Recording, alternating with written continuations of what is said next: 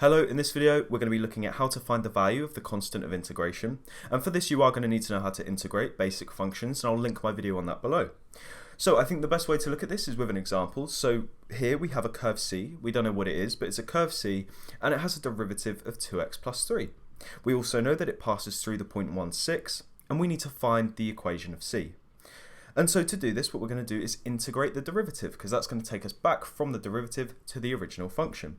So if I find the integral of 2x plus 3, so what we're going to do is add 1 to the power, divide by the new power, so 2x squared over 2 plus 3x plus the constant of integration, which we want to find out.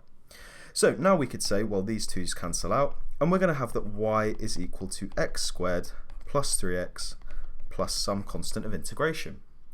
Now, if we left that as just some constant, almost like some variable that we could change, right? If I was to sketch this curve, it would look something like this. So x squared plus 3x, say c was 0, it would look like this. If I set c equal to 1, well, that's just going to transform the graph and push it up by 1. So x squared plus 3x plus 1 is going to look something like this.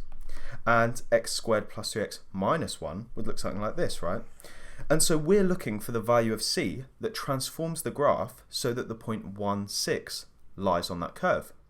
And so the way we can find that value of c is by substituting in the coordinates 1, 6 into our function here and rearranging for the constant of integration.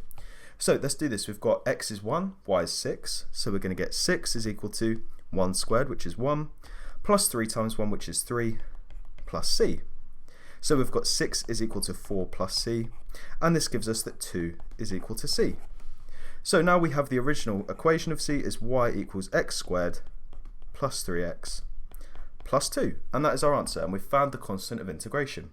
So hopefully this video was useful. If it was, like, subscribe and share, and go over to my channel and check out all of my other tutorials. Thanks for watching.